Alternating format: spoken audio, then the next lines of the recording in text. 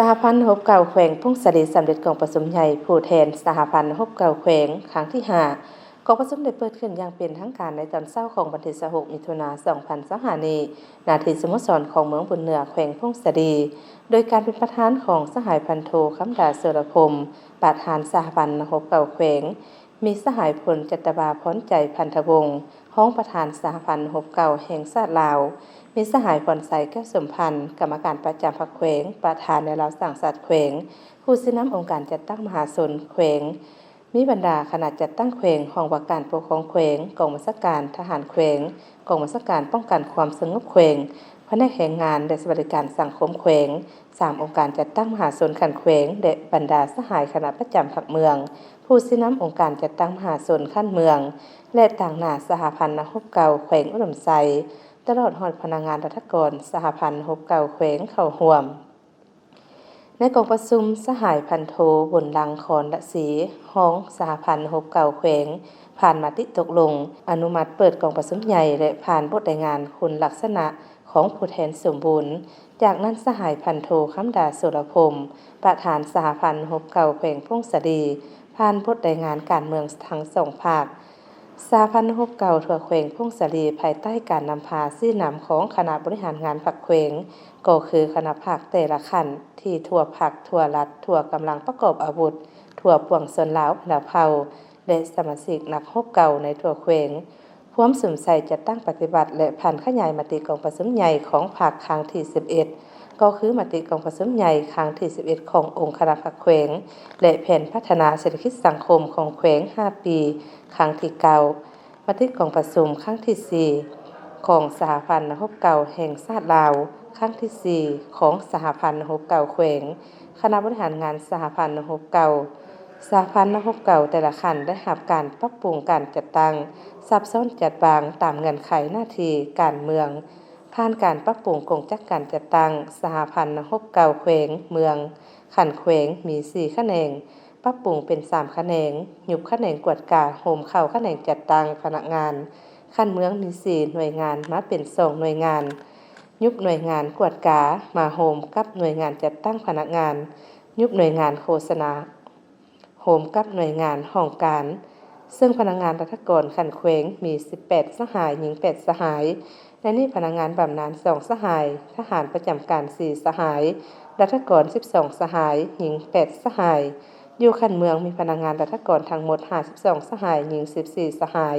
และนี่พนักงานบำนาญ18สหายทหารประจำการ11สหายรัฐกร23สหายจำนวนหน่วยทั้งหมดมี59หน่วยยุบ1หน่วย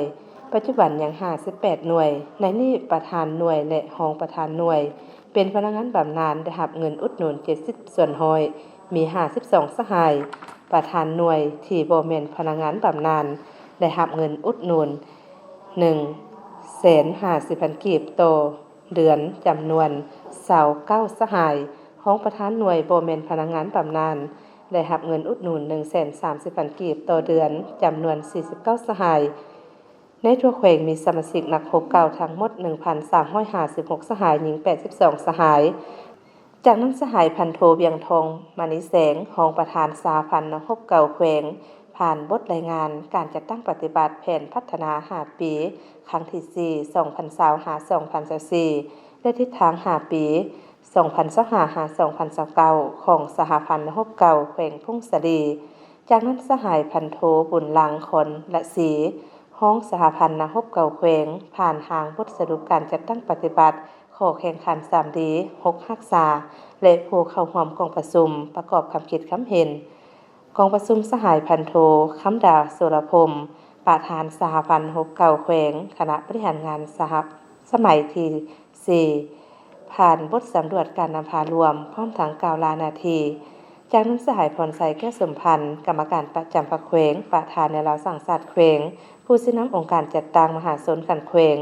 มอบของควรให้กับคณะบริหารงานสหพันธ์ฮบเก่าสุดเก่าได้ขึ้นหับตามลำดับจากนั้นคณะจัดตั้งแขวงผ่านมาตรฐานเงื่อนไขผู้สมัครรับเลือกตั้งคณะบริหารงานสหพันธ์ฮบเก่าสมัยที่5ผ่านมติตกลงว่าด้วยการรับรองบุคลากรเข้าโครงประกอบ มัครรับเลือกตั้งเป็นคณะบริหารงานสมัยที่ 5 และผ่านมติตกลงคณะรับผิดชอบควบคุมการปลนบัตรเลือกตั้งพร้อมทางแจกจ่ายบัตรและใช้สิทธิประชาธิปไตยปลนบัตรเอาคณะบริหารงานสหพันธ์6 9แขวงสุดใหม่ซึ่งมีผู้สมัคร13สหายหญิง1สหายในนี้เลือกเอา11สหายกองประชุมข้างปฐมมาลึกเป็นเอกสารเลือกเอาสหายพันโทคำดาเสรพรมเป็นประธานสหพันธ์6 9แขวงสหายพันเอกคำพรแสนศรีวงศารองประธานสหพันธ์6 9แขวงสหายพันโทสมศักดิ์อุ่นมิไซเป็นรองประธานสหพันธ์6 9แขวงและเลือกตั้งประธานรองประธานกวดกาคณะบริหารงานสหพันธ์6 9แขวงสหายพันเอกคำพรแสนศรีวงศาเป็นประธานกวดกาคณะบริหารงานสหพันธ์6 9แขวงสหายนางคำมณีเพ็งแสงจันทร์เป็นรองประธานกวดกาคณะบริหารงานสหพันธ์6 9แขวงเลือกตั้งผู้แทนสมบูรณ์ไปเข้าร่วมกองประชุมใหญ่ผู้แทนศูนย์กลางสหพันธ์6 9แห่งชาติจำนวน8สหาย3 2สหาย